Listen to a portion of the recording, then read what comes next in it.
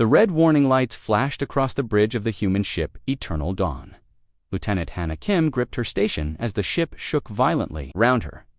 The mixed crew of humans and aliens worked frantically at their controls. "Captain!"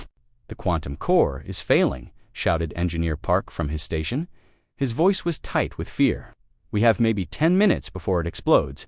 Captain Tae-jun stood in the center of the bridge, his face grim.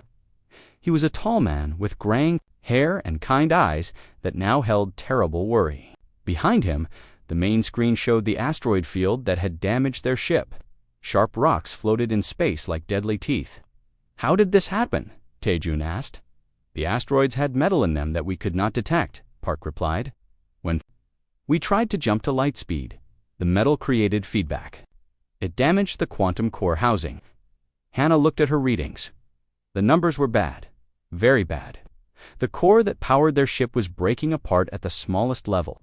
When it finally failed, the explosion would destroy everything within, 1,000 kilometers. "Can we fix it?" asked Dr. Yoon from the medical station.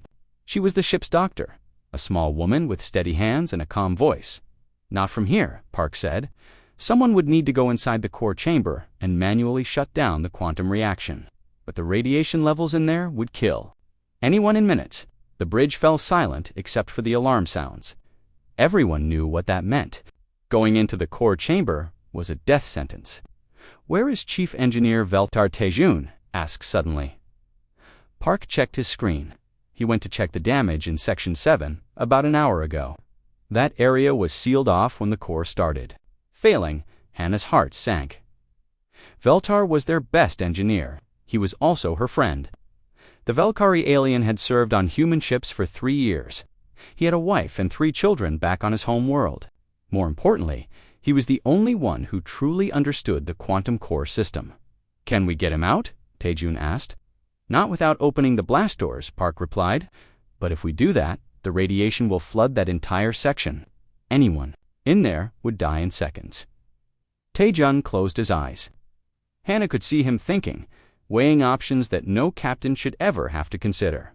"Sir," Hannah said quietly, "I can go into the core chamber." Everyone turned to look at her. She was young, maybe 25, with short black hair and determined eyes. She had joined the crew only 6 months ago, but she had proven herself capable. "And brave Hannah," no, Dr. Yoon said. "You heard what Park said. It's suicide."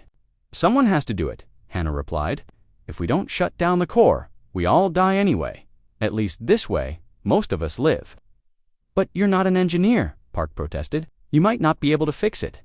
Hannah smiled sadly. "Veltar taught me. The emergency procedures. I know enough." Captain Tae-jun stared at her. His face showed the terrible weight of command. He was being asked to choose between 2 of his crew members. Save the experienced alien engineer who could fix almost anything, or save the young human officer who was volunteering to die. "There has to be another way," he said. "Sir, we have 8 minutes," Park announced. "The core temperature is rising. Too fast." Hannah walked to the captain. "Sir, you know what the right choice is. Veltar has a family. He has years of experience. The ship needs him more than it needs me." "I won't order you to die," Tae-jun said firmly. "You're not ordering me, sir. I'm volunteering." The bridge crew watched in silence. Some of them had tears in their eyes. They all knew Hannah was right, but that didn't make it easier. 7 minutes, Park called out. "Open the blast doors," Tae-jun said suddenly. "Get Veltar out." "Sir, that will flood Section 7 with radiation," Park warned. It then sealed them again immediately. The blast doors opened for exactly 30 seconds.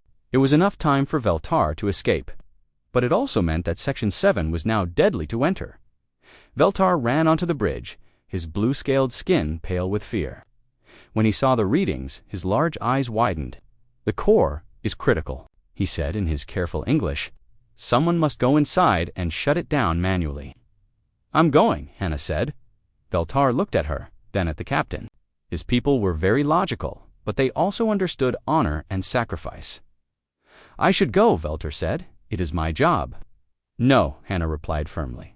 "You have children waiting for you. I don't, but you are young. You have your whole life ahead of you, and you're the best engineer in the fleet. These people need you alive." Captain Tae-jun made his decision. It was the hardest choice of his life, but it was the logical one. Hannah, prepare for core chamber entry. Veltar, help her with the procedures. The next few minutes passed quickly. Hannah put on a radiation suit, though everyone knew it would only give her a few extra minutes. Veltar explained the shutdown sequence one more time. You turn these 3 controls in order, he said, his voice shaking. Red first, then blue, then yellow. Hold each one for 10 seconds. I understand, Hannah said. She hugged Dr. Yoon, shook hands with Park, and nodded to the other crew members. Finally, she stood before Captain Tae-jun. Take care of them, sir, she said. I will, and Hannah, ... thank you. She walked to the core chamber entrance. The heavy door opened with a loud hiss. Beyond it, Hannah could see the glowing quantum core, beautiful and deadly. 2 minutes until core breach, Park announced. Hannah stepped into the chamber. The door sealed behind her with a final sound. She was alone with the dying star that powered their ship. The radiation hit her immediately, even through the suit. She could feel it burning her skin. Her radiation detector screamed warnings, but she ignored it. She reached the control panel. Her hands were already shaking from radiation sickness, but she forced them to be steady. Red control first, she said to herself. She turned the red control and held it. 10 seconds felt like forever. Blue control next. Her vision was getting blurry. The radiation was destroying her body from the inside. Yellow control last. She could barely see the yellow control. Her hands were shaking badly now. Through the COM system, she could hear her crewmates talking, but their voices seemed far away. Hannah, are you all right? Captain Tae-chen's voice. I'm fine, sir, she lied. Core shutdown in progress. She turned the yellow control. The glowing core began to dim. Core temperature dropping, Park announced. She did it. The reaction is stopping. Hannah smiled. She had saved them. She fell to her knees as the radiation sickness overwhelmed her body. Hannah, respond please, Dr. Yoon's voice. I'm here, Hannah whispered. Tell Veltar, tell him to take care of his children. You can tell him yourself when we get you out of there. Hannah knew better. She could feel her life leaving her body, but she had no regrets. Tell everyone, I forgive you for choosing him over me. It was the right choice. Those were her last words. Lieutenant Hannah Kim died alone in the quantum chamber, having saved everyone on the ship. Her sacrifice would echo through the stars in ways she could never imagine. In a place that existed between dimensions, where time moved differently and space had no meaning, ancient beings watched the universe unfold. They were called the architects, and they were older than most stars. They had seen galaxies being born and dying. They had watched countless species rise and fall across billions of years. The architects did not have bodies like humans or aliens. They were made of pure thought and energy. They could see everything that happened in the universe, but they rarely interfered with the younger races. To them, most life forms were like children playing in a sandbox. One of these beings was called Voidwalker. He was different from the others, while his fellow architects watched the universe with distant interest. Voidwalker paid close attention to acts of courage and sacrifice. He collected these moments like precious gems, studying them to understand what made some beings choose others over themselves. When Lieutenant Hannah Kim died in the quantum chamber, Voidwalker felt something he had not experienced in millions of years. The young human sacrifice touched something deep within his ancient mind. But it was not just her death that interested him. It was what happened afterward. Through his dimensional sight, Voidwalker watched the crew of the Eternal. Dawn, he saw Captain Tae-jun sitting alone in his quarters, staring at the wall. The captain had not slept for 3 days. Every time he closed his eyes, he saw Hannah's face. He heard her last words over and over again. I forgive you for choosing him over me. He felt like a murderer. Voidwalker shifted his attention to Chief Engineer Veltar. The Valkyrie alien was in the ship's workshop, but he was not working. He sat on the floor with his head in his hands. His blue scales had turned pale, and his large eyes were wet with tears. Veltar kept thinking about his children back home, 3 little ones who would run to him when he returned from his missions. Now he was alive because a human girl had died for him. How could he face his children knowing that Dr. Yoon was in the medical bay, staring at Hannah's empty bed? But there had been no rescue, only a body too damaged by radiation to save. The doctor picked up Hannah's personal things from the bedside table: a photo of her parents, a small book of poetry, a letter she had been writing to her sister back on Earth. Dr. Yoon read the letter. It was full of jokes and happy stories about her crewmates. It was working perfectly now, thanks to Hannah's sacrifice. But every time he looked at the readings, he felt sick. The Corps was running because a good person had died alone in terrible pain. The other crew members were also struggling. They had saved Veltar as their captain ordered, but at what cost? They had chosen their alien friend over their human officer. Was that right? Was that wrong? None of them knew anymore. Void-Walker watched all of this with growing fascination. He had seen many species face difficult choices. Usually, they chose to save their own kind first. But these humans had chosen logic over emotion. They had saved the being who was most valuable to their mission, even though it meant losing one of their own. Yet now they were torturing themselves with guilt. They had made the right choice for the wrong reasons, or the wrong choice for the right reasons. Voidwalker was not sure which it was, and that uncertainty intrigued him. He decided to look deeper into humanity's history.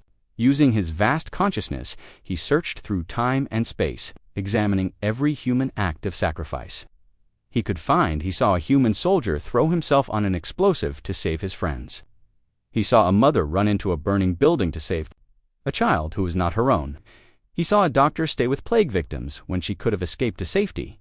But he also saw the darker side: humans who betrayed their friends for money, leaders who sent others to die while they stayed safe, people who chose hatred over love, fear over courage. Humans were not perfect. They were not the most advanced species in the galaxy. They were not the strongest or the smartest. But they had something that Voidwalker found remarkable. They had the ability to grow beyond their nature. He watched more carefully. He saw them choosing to be better than they were before. Most importantly, he saw them willing to sacrifice themselves for others, even for beings who were not their own species. This was rare in the universe. Most species only cared about their own kind. They might work with other races when it benefited them, but they would not die for them. Humans seemed to be different. Voidwalker turned his attention to other species. He watched the Veltaris people. They were logical and calm. They were good allies and fair traders, but they rarely acted against their own interests. He observed the insectoid race called the Zephyrians. They were highly organized and very intelligent. They could solve complex problems and build amazing technology, but they only cared about their hive mind. Individual sacrifice meant nothing to them. There were dozens of other species, all with their own strengths and weaknesses. But none of them showed the same pattern as humans. None of them seemed to understand that sometimes the illogical choice was the right choice. Voidwalker returned his focus to the eternal dawn. 3 days had passed since Hannah's death. Repairs, but the crew was broken. They were doing their jobs, but their hearts were not in it. Captain Tae-jun called a meeting in the main conference room. All the senior officers gathered around the table where Hannah used to sit. Her empty chair seemed to judge them all. "We need to talk about what happened," Tae-jun said. His voice was rough from lack of sleep. "What is there to talk about?" Velt asked quietly. "I am alive because she is dead." "That is the truth. You were the logical choice to save," Dr. Yoon said. "But was it the right choice?" Park asked. She volunteered. "To die? We could have stopped her." "How?" Tae-jun demanded. "By forcing Veltar to go instead, by letting the ship explode and killing everyone. Tell me what the right choice was." Nobody answered. There was no good answer. Veltar stood up suddenly. "I should have gone into the core chamber. It was my duty as chief engineer, and leave your children without a father." Dr. Yoon replied, "Better than living with the knowledge that someone else died for my mistakes." The argument continued, but Voidwalker stopped listening. He had seen enough. Answer: they had saved a life, but they could not forgive themselves for the life they lost. This was exactly what he had been looking for. A species that valued life so much that even saving one person felt like murder if it cost another. A species that suffered when they made hard choices, even when those choices were necessary. Voidwalker made a decision that would change the fate of the galaxy. He would intervene, for sacrifice was not weakness, but the greatest strength in the universe. But first, he had to test them one more time. He had to see if their guilt and pain could be transformed into something greater. The ancient being began to move through the dimensions, traveling toward the small human ship that carried so much sorrow. It was time for the architects to stop watching and start acting. In the conference room of the Eternal Dawn, the argument continued. None of the crew members noticed the slight change in the air, the way reality seemed to bend around their ship. They were too lost in their grief to sense that something vast and ancient was approaching, something that had been watching them die for one of their own, and was very interested in what came next. 3 days after Hannah Kim died, something impossible happened aboard the Eternal Dawn. Captain Tae-jun was sitting in his quarters, staring at his hands. He had not eaten much since the accident. Sleep came only in short bursts filled with nightmares. Every time he closed his eyes, he saw Hannah walking into that radiation-filled chamber. He heard her voice saying she forgave them, but he could not forgive himself. A soft knock came at his door. "Come in," he said without looking up. Dr. Yoon entered, carrying a food tray. "You need to eat something, Captain. I'm not hungry. Hannah would not want you to starve yourself." Tae-jun looked up at her with tired eyes. "How do you know what Hannah would want? We killed her. We saved Veltar. That was the right choice, was it? I keep thinking about it over and over. Maybe there was another way. Maybe I gave up too quickly." Dr. Yoon sat down across from him. "Captain, you had minutes to decide. You chose to save the person who could help the ship most. Any commander would have made the same choice. But I'm not any commander. I'm the one who has to live with it." Before Dr. Yoon could reply, every alarm on the ship began screaming. Red lights flashed in the corridors. The ship's computer announced dimensional breach detected over and over again. Jun jumped up and ran to the bridge. His crew was already there, looking at their instruments with confusion and fear. "What's happening?" Tae-jun demanded. Engineer Park was staring at his readings with wide eyes. "Captain, something is wrong with space itself. The quantum core chamber is showing impossible energy readings." "Is there another problem with the core?" "No, sir. This is something else. Something is in there with power levels I have never seen before." Veltar was working at his station, his blue scales pale with worry. "Captain, the energy signature is not from any known technology. It is like nothing in our databases." Dr. Yoon arrived on the bridge, slightly out of breath. "What's going on?" "We don't know yet," Tae-jun replied. Then he made a decision that surprised everyone. "I'm going down to the core chamber." "Sir, that's not safe," Park protested. "Nothing about this situation is safe, but I need to see what's happening." Tae-jun took the elevator down to the lower decks. The closer he got to the core chamber, the stranger things became. The air itself seemed to shimmer. The walls looked like they were bending slightly. Reality felt unstable. He reached the core chamber entrance. The heavy door was open, which should have been impossible. It had been sealed after Hannah's death. Through the doorway, he could see a soft, golden light that did not hurt his eyes. To look at Tae-jun, stepped inside, and stopped. Breathing. Hannah Kim was standing next to the quantum core. But she was not the same person who had died 3 days ago. Her body seemed to glow with inner light. Her eyes held depths that looked like collapsed stars. When she turned to look at him, he felt like she could see into his soul. Beside her stood something that was not quite human and not quite alien. It was tall and seemed to be made of starlight and shadow. Its shape kept changing slightly, as if his human eyes could not properly see what it really was. "Captain," Hannah said, and her voice carried harmonics that made the air vibrate. "Please don't be afraid." Tae-jun could not speak. He could barely think. The person he had watched die was standing in front of him, but she was something more than human now. "I know this is confusing," Hannah continued, "but I need you to understand what's happening." The being beside her spoke, and its voice came from everywhere at once. "I am Voidwalker of the Architects. I have been watching your species for some time." "You're dead," Tae-jun whispered to Hannah. "I watched you die." "Yes, I died," Hannah replied gently, "but I was brought back for a reason." Voidwalker moved closer, and Tae-jun felt pressure in his mind, like the being was looking at his thoughts. "Your species interests me, Captain. The choice you made 3 days ago was remarkable." "What choice?" "We let her die.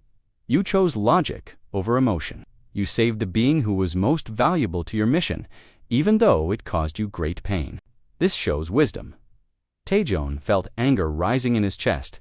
Wisdom, we killed one of our own people. She volunteered, Voidwalker replied calmly. More importantly, she forgave you for choosing another over her. This combination of sacrifice and forgiveness is rare in the universe.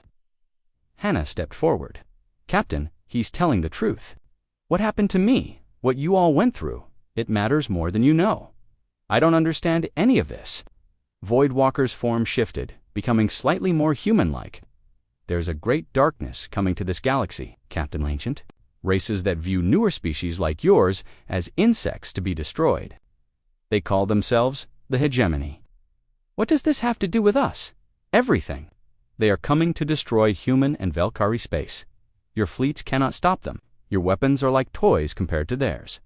Taejong looked at Hannah, and you can stop them. Hannah's glowing eyes showed sadness. I can try, but only if I accept what I've become. Voidwalker explained further. I have the power to bring back those who have proven themselves through sacrifice, but they return changed, enhanced, able to fight against the darkness that threatens all younger races. What's the cost? Taejong asked. He was a starship captain, and he knew that power always came with a price. The cost is that she can never truly be human again. She will be forever changed, forever separated from those she protects. Hannah looked at her hands, which seemed to contain swirling galaxies. I won't be Lieutenant Kim anymore. I'll be something else, something more. I can save people, but I can never really live among them again. Taejong felt tears on his face. Hannah, you don't have to do this. You've already sacrificed enough. Captain, do you remember what I said before I died? You said you forgave us, and I meant it. You made the right choice. Veltar is alive because of that choice. His children still have a father, but you're dead because of it. Hannah smiled, and for a moment she looked like the young officer he remembered. No, Captain, I'm something new because of it. Your choice didn't kill me. It transformed me into something that can protect everyone. Voidwalker spoke again. She has a choice to make, true death and eternal peace, or return to life with the power to fight the coming darkness. But she cannot choose until she understands the full cost. What cost? Taejong demanded. The hegemony fleet numbers in millions of ships. Even with my gifts, the battle will be long and terrible. Many will die before it ends, and those who accept my power will be forever changed by it. Hannah was quiet for a long moment. Then she looked at Taejong with those star-filled eyes. Captain, answer me honestly. If you could go back and make that choice again, would you still save Veltar? Taejong thought about it. He thought about Veltar's children, about the engineers. Skills, about the good he could do if he lived. Yes, he said finally. I would save him again, even knowing what it cost. Even knowing what it cost, Hannah nodded. Then you understand why I have to accept this power. You chose Veltar because saving him was the right thing to do, even though it hurt. I have to choose to become this weapon, because protecting everyone is the right thing to do, even though it means I can never be human again. She turned to Voidwalker. I accept. The ancient being reached out with what might have been a hand, made of starlight. When he touched Hannah's forehead, the entire ship shook. Energy poured through the core chamber, but it was not destructive. It was transformative. Hannah's transformation completed before Taejong's eyes. She was still recognizably herself, but she was also something entirely new. Power radiated from her like heat from a star. It is done, Voidwalker said. She is the first of the chosen, those who have proven themselves worthy through ultimate sacrifice. Hannah looked at Taejong one last time with her human memories still intact. Take care of the crew, Captain, and tell Veltar that his children can be proud of their father. He is alive because good people made hard choices. What happens now? Taejong asked. Now I begin gathering others like me, those who have sacrificed themselves for others. The galaxy needs an army of the willing dead. Voidwalker began to fade. Captain, your guilt served its purpose. It proved that your species values life enough to suffer when forced to choose between lives. That suffering is what makes you worthy of protection. But Hannah is no longer just Hannah, she finished. I am something new now, something that chooses to fight so that others don't have to. With that, both figures vanished, leaving Taejong alone in the core chamber, but the golden light remained. and somehow he knew that Hannah Kim had not truly died 3 days ago. She had been reborn as something the galaxy desperately needed, a protector who understood the true cost of impossible choices.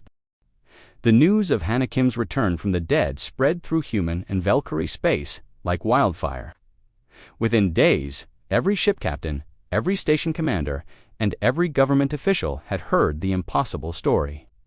A human officer had died, been brought back by an ancient being, and now possessed powers beyond understanding.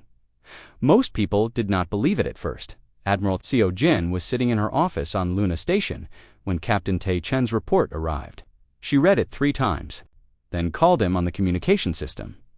Tae Chen's face appeared on her screen, looking older than when she had last seen him.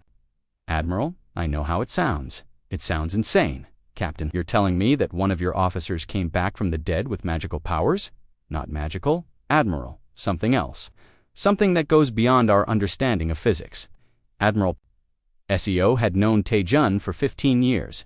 He was one of her most reliable captains, not given to wild stories or imagination. If he said something happened, it probably did. "Where is she now?" the Admiral asked. "Gone. She disappeared after talking to me." "But Admiral, there's something else.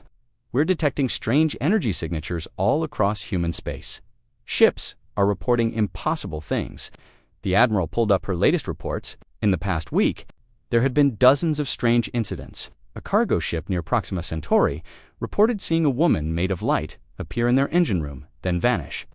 A research station orbiting Jupiter claimed that their dead colleague had appeared, to them glowing with inner fire, before disappearing again. "It's not just our space," Admiral Seo said slowly. "The Valkyrie are reporting similar events, and the other races too." Meanwhile, on the other side of the galaxy, Hannah Kim floated in the void between stars. She no longer needed a ship or a space suit.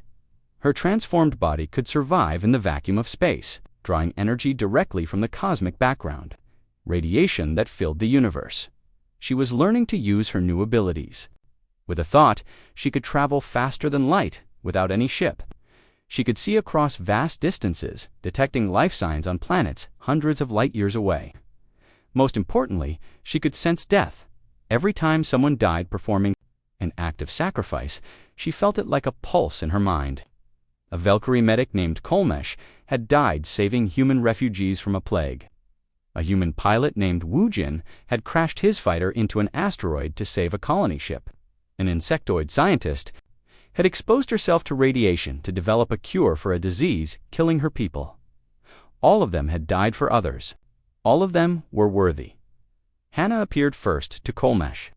The Valkyrie medic had died on a hospital ship, her body destroyed by the plague she had been fighting. But when Hannah found her spirit, it was still there, waiting.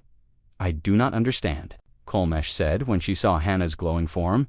"I am dead." "Yes, you are," Hannah replied gently. "But I'm offering you a choice. You can rest in peace, or you can return to help save the galaxy." Hannah explained about the hegemony, about the ancient races coming to destroy all younger life. She explained about Voidwalker and the power he could grant to those who had proven themselves through sacrifice. "What would I become?" Kolmesh asked. "Something more than you were.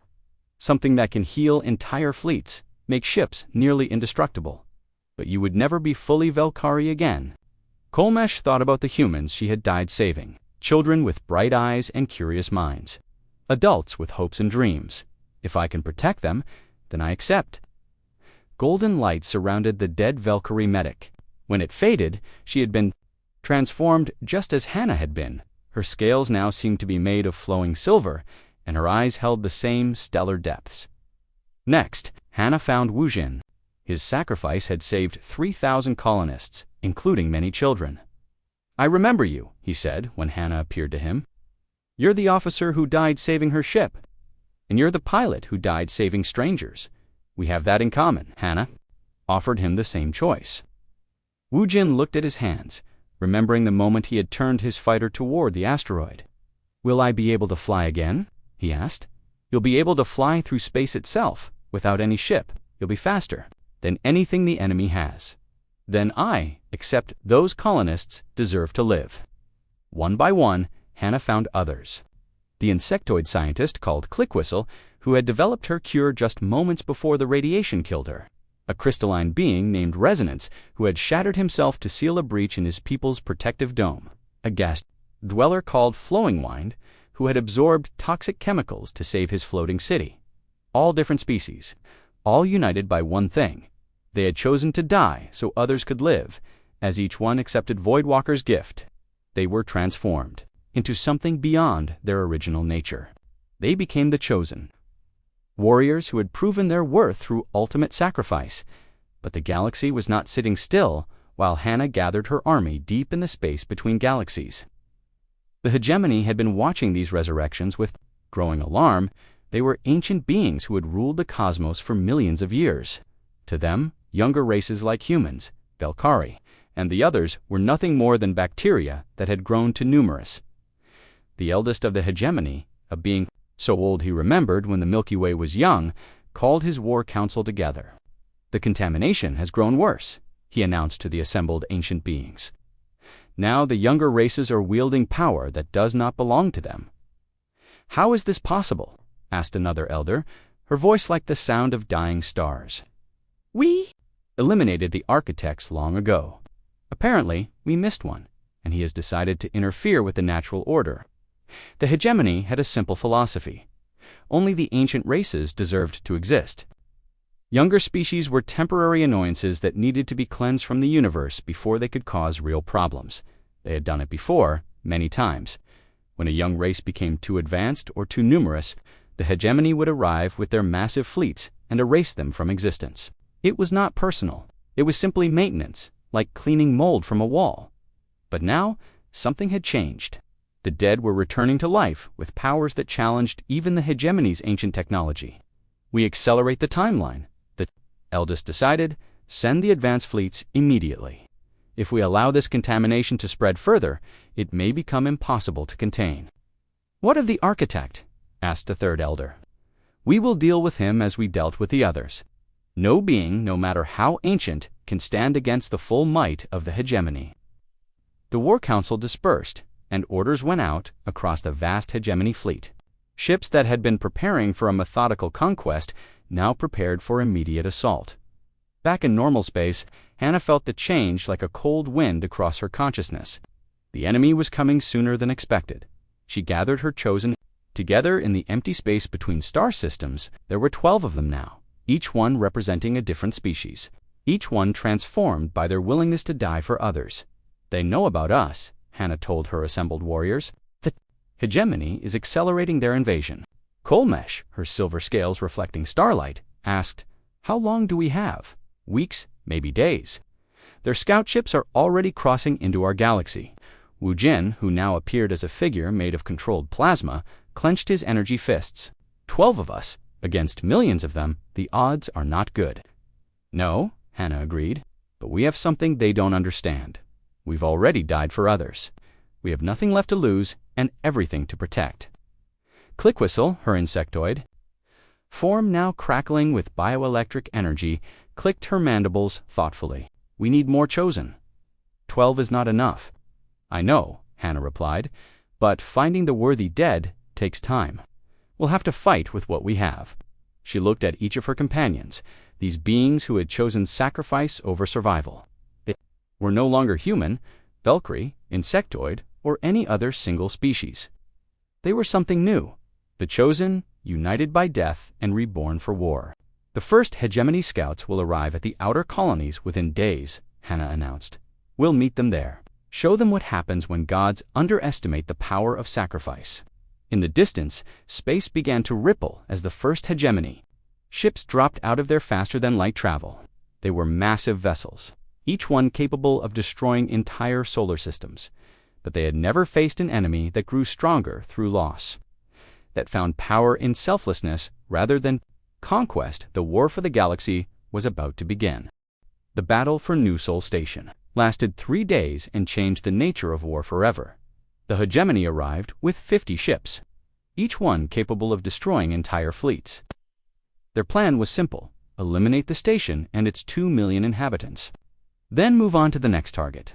It should have been easy work for beings who had been exterminating younger races for millions of years, but they had never fought an enemy like the Chosen. Hannah and her 15 warriors arrived at New Sol Station, hours before the hegemony fleet. The station commander, Admiral Park Hyo, was a veteran of many smaller conflicts, but nothing had prepared him for this. "You're telling me that 15 people can help defend against 50 capital ships?" he asked Hannah during their emergency meeting. "We're not just people anymore," Hannah replied, "and we're not here just to fight." She explained her plan. The Chosen would engage the enemy directly. Park was horrified. "You want our people to die? Your people are going to die anyway," Hannah said bluntly. "The hegemony doesn't take prisoners. They don't negotiate. They exterminate. The only question is whether those deaths will save others and create new Chosen, or if they'll just be meaningless slaughter."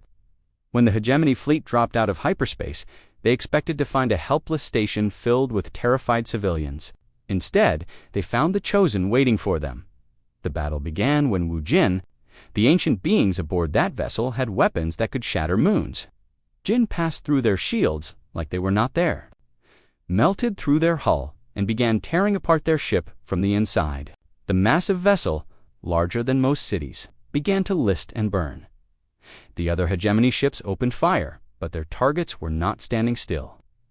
Li Min used his gravity control to redirect their weapons, turning their energy beams back on themselves. A squadron of fighter craft against impossible odds.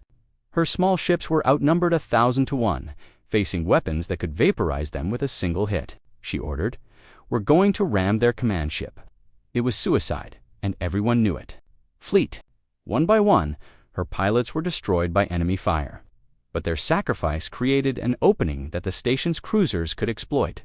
As Yoon, Commander, Hannah's voice said, "You can rest now, or you can help us save everyone." "Will my pilots be safe?" Yoon-soo asked. Yoon-soo did not hesitate. "I accept." Golden light surrounded her as her fighter disintegrated, transformed into something that could survive in vacuum and move faster than any ship. The same scene played out across the battlefield. A Velkar engineer named Telver sealed himself into a damaged reactor to prevent it from exploding and killing thousands. A human marine called Jin, he held a corridor against enemy boarding parties until her ammunition ran out and she was overwhelmed. An insectoid communications officer stayed at his post to coordinate the defense, even as his section of the station lost atmosphere. All of them died, protecting others. All of them were offered the choice by Hannah and her growing army of Chosen. Most accepted by the end of the first day, Hannah had 37 Chosen warriors. By the end of the second day, she had 60. The enemy kept sending more ships, but each wave of attackers faced stronger resistance as more heroes fell and rose again. The hegemony had never encountered anything like this. Their own attacks were creating their enemies. Every ship they destroyed spawned new Chosen. The hegemony fleet began to retreat. For the first time in millions of years, rather than conquest, but their retreat was strategic, not born of fear. The eldest of the hegemony was learning from these battles, developing new tactics specifically designed to counter the Chosen. In the space between galaxies, the ancient being studied the reports from New Sol Station. His massive form, part machine and part living tissue, pulsed with cold intelligence as he analyzed the data. "Interesting," he said to his war council. "These resurrected beings become stronger when others sacrifice themselves. But what happens? If we remove their ability to inspire such sacrifices, we change our tactics. On inhabited worlds, if there are no innocents to protect, there can be no heroic sacrifices. Without heroic sacrifices, they cannot create new Chosen." It was a brilliant strategy. The hegemony would force the Chosen to fight battles where sacrifice was meaningless.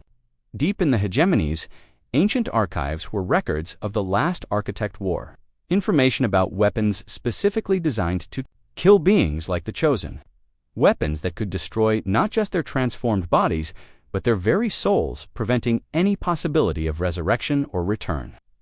"Prepare the Soul Reapers," the eldest commanded. "If these dead refuse to stay dead, we will make their destruction permanent." Meanwhile, at New Sol Station, Hannah was training her new recruits. She now commanded over 100 Chosen, each one representing a different act of sacrifice, a different species, a different way of choosing others over self. Sense the change in the enemy's tactics. They're learning, she told her inner circle during a strategy meeting. They're avoiding situations where their attacks might create new chosen. Wujin, his stellar form flickering with concern, asked the obvious question. What do we do about it? Hannah was quiet for a long moment, staring out at the stars. When she spoke, her voice carried the weight of terrible knowledge. We force them to attack civilian targets. It was a cold strategy, one that would put millions of innocent lives at risk. Li Min asked. We hit their core worlds, the ancient systems where the hegemony leadership lives. We make them so angry, so desperate, that they abandon their new tactics and go back to trying to exterminate entire populations. The plan was dangerous beyond measure. The hegemony's core systems were protected by weapons and defenses built over millions of years. They had already died once. They had nothing left to lose and everything to protect. Now, she said, we take the war to them. Concerned the war was about to enter its most dangerous phase, where the very nature of life and death would be tested against. Weapons older than most stars. And somewhere in the quantum foam that underlies reality, other forces were stirring. Forces that viewed both the hegemony and the chosen as equally dangerous to the fundamental order of the universe. The final battle took place at the galactic core, where space itself was twisted by the massive black hole that anchored the Milky Way.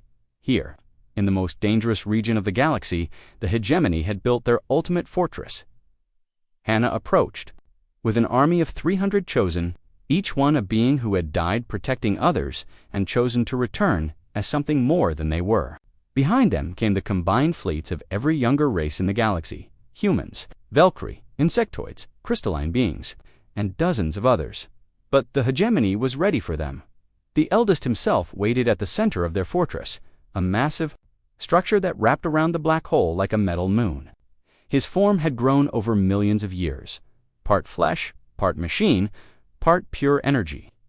He was no longer truly alive in any way the younger races would understand, but he was not dead either. So, his voice echoed across space, carried by technologies that bent reality itself. The contamination has come to face judgment. Hannah floated in the void before the fortress, her transformed body glowing with the light of collapsed stars. Around her, the chosen prepared for the battle that would determine the fate of all life in the galaxy.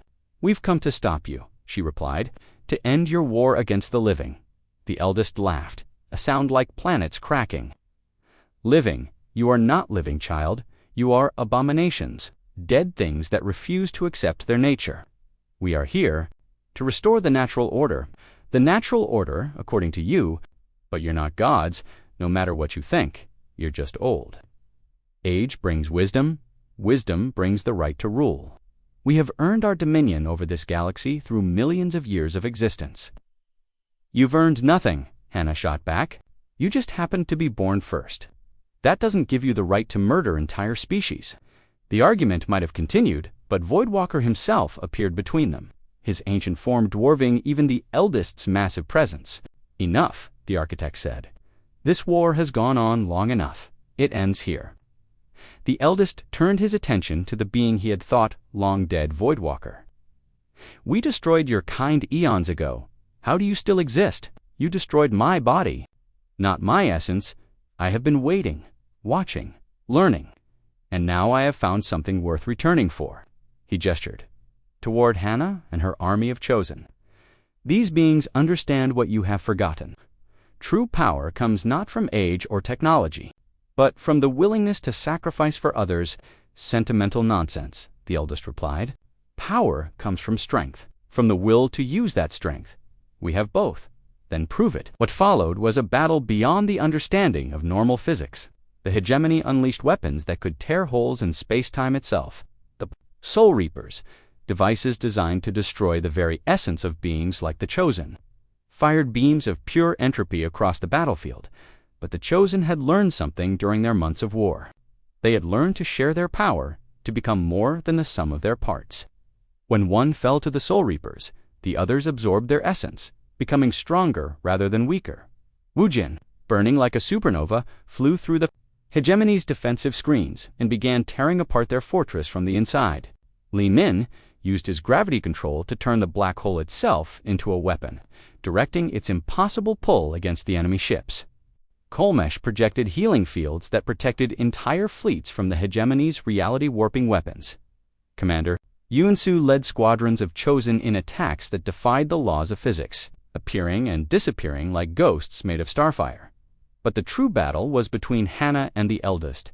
They fought across multiple dimensions, their conflict spilling into realms where normal matter could not exist. The Eldest had weapons that could unmake atoms, armor that could deflect the fury of dying stars. But Hannah had something more powerful: absolute certainty that she was fighting for the right cause. "You cannot win," the Eldest told her as they crashed through the fortress walls, their battle-demolishing structures that had stood for millions of years. "I am eternal." "So was I," Hannah replied, dodging a beam that would have erased her from existence. "But I learned that being beyond death means nothing if you have nothing worth dying for." She struck back with power drawn from every sacrifice she had witnessed, every hero who had chosen others over themselves. The Eldest's ancient armor cracked.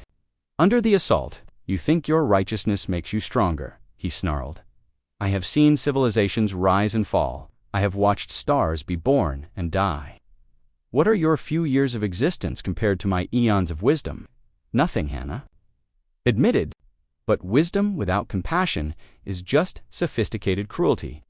The battle raged for hours. Around them, the combined forces of the galaxy fought against the hegemony's ancient fleet. Ships died in the thousands, but for every vessel destroyed, more took its place. The younger races had learned something from the Chosen, that some things were worth dying for. Finally, in the heart of the fortress, as the black hole's gravity tore at the very fabric of space, Hannah and the Eldest faced each other for the last time. The ancient being was damaged, his millions of years of accumulated technology failing him, but he was not defeated. "Even if you destroy me," he said, "others will come. The hegemony is eternal. We will return." She reached out with her power, not to destroy the Eldest, but to offer him something he had never been given before: a choice. "You can die here, clinging to your ancient hatred," she said, "or you can choose to become something better, something that protects instead of destroys." The Eldest stared at her in shock. "You would offer me redemption?" "After everything I have done, I'm offering you the same choice I was given," Hannah replied. "The same choice I've offered every Chosen: death with honor or transformation through sacrifice." For a moment, something flickered in the Eldest's ancient eyes, something that might have been the being he was before millions of years of power had corrupted him. But then the moment passed, and his expression hardened. "I am what I am," he said. "I will not bow to lesser beings." He raised his weapon for one final attack, but Voidwalker appeared between them. "Then you have chosen," the architect said sadly, "and choice has consequences." The Eldest fired, but his weapon passed harmlessly through Voidwalker's form and struck the fortress's core. The massive structure began to collapse, falling toward the black hole that had anchored it for eons. "You have destroyed yourself through your own hatred," Voidwalker observed, "as we always knew you would." The Eldest's form began to stretch and distort as the black hole's gravity pulled him in. But even as he died, he looked at Hannah with something like understanding. "You will become like us," he said with his final breath. "Power corrupts, even noble power, even sacrifice." Then he was gone, pulled into the infinite darkness at the galaxy's heart. Around them, the hegemony fleet was surrendering or fleeing. Without their leadership, the ancient beings lost their unity, their purpose. Some escaped to the void between galaxies. Others simply shut down their ships and waited for whatever judgment would come. The war was over. The younger races had won, but victory came with a terrible price. As Hannah stood in the ruins of the hegemony fortress, she felt the weight of what she had become. She was no longer human. She was something else, something that existed between life and death, wielding power that no mortal being was meant to possess. Voidwalker appeared beside her one final time. "You understand now," he said quietly, "the burden of what you have become." "I can never go home," Hannah said. "None of us can. We're too different now, too powerful, too far from what we were. That is the price of transcendence. To save others, you must sacrifice not just your life, but your connection to that life."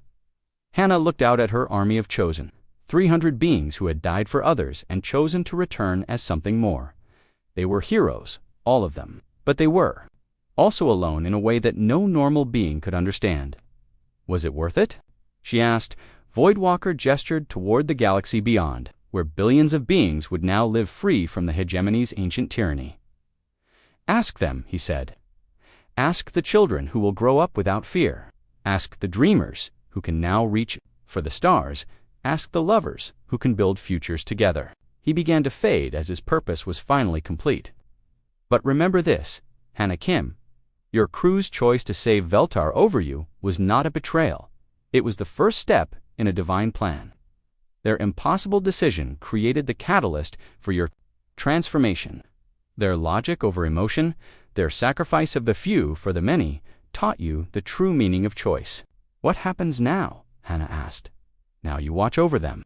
You and your chosen become the guardians of the galaxy, ensuring that the darkness never returns. You protect those who cannot protect themselves, guide those who lose their way, and remember, always that the greatest power comes from choosing others over yourself. With that, Voidwalker vanished, his ancient presence finally at peace. Hannah turned to her fellow chosen. They were gathering around her, these beings who had transcended death through sacrifice. They looked to her for guidance, for purpose, for meaning in their transformed existence. What are our orders? Commander Yun-Su asked. Hannah thought about Captain Tae-jun and the crew of the Eternal Dawn. She wondered if they were still alive, still carrying the guilt of their impossible choice. She hoped they were, and she hoped they had finally forgiven themselves. We go home, she said finally, all of us. We visit the people we died protecting, the families we left behind, the crews who made hard choices. We tell them that their decisions were right, that their sacrifices mattered, that their love was not in vain. And after that, Wu Jin asked, after that, we do what guardians do. We watch, we protect. We ensure that the galaxy remains free for those who can still dream, still love, still choose others over themselves. The chosen dispersed across the galaxy, each one returning to the place where their mortal life had ended. They would be forever changed, forever separate from those they protected, but they would also be forever united by the bonds of sacrifice and the knowledge that some things were worth dying for. Hannah made her own journey back to the Eternal Dawn. She found the ship docked at a repair station, its crew older now but still together. Captain Tae-jun was in his quarters, looking at a photo of his lost officer. She appeared to him one last time, not as the cosmic being she had become, but as the young lieutenant he remembered. "Hello, Captain," she said softly. Tae-jun looked up with tears in his eyes. "Hannah, I'm so sorry. We should have found another way." "You found the only way," she replied. "Your choice wasn't wrong, Captain. It was necessary. By choosing Veltar over me, you chose logic over emotion, duty over sentiment. You chose to save the being who could do the most good, even though it broke your heart. But you died because of it. I was transformed because of it. You're impossible." Choice created something the galaxy desperately needed, a protector who understood the true cost of sacrifice. She knelt beside his chair, taking his hand in hers. For a moment, she let herself be human again, let herself feel the warmth of connection to the people she had served with. Tell Veltar that his children can be proud of their father. Tell Dr. Yoon that healing hearts is just as important as healing bodies. Tell Engineer Park that the quantum core isn't the only thing that needs careful maintenance. "Where will you go, Tae?" John asked. "Everywhere, nowhere. I'll be watching over all of you, making sure the galaxy stays safe for dreamers and lovers and people who make impossible choices." She stood to leave, but Tae-jun called after her. "Hannah, for what it's worth, I would make the same choice again, even knowing what it cost." She smiled, and for a moment she looked exactly like the young officer who had volunteered to die in a radiation chamber. "I know, Captain. That's exactly why it was the right choice." With that, she vanished, leaving behind only the faint scent of starlight and the memory of sacrifice transformed into salvation. The galaxy was safe. The younger races were free to grow, to explore, to become whatever they chose to be. And watching over them all were the chosen, the guardians who had learned that the greatest strength came not from power, but from the willingness to use that power for others. They had watched her die for one of their own. Then a god had brought her back, weaponized. And in the end, both the dying and the return had been exactly what the universe needed. The story of Lieutenant Hannah Kim was over. The legend of the Chosen had just begun.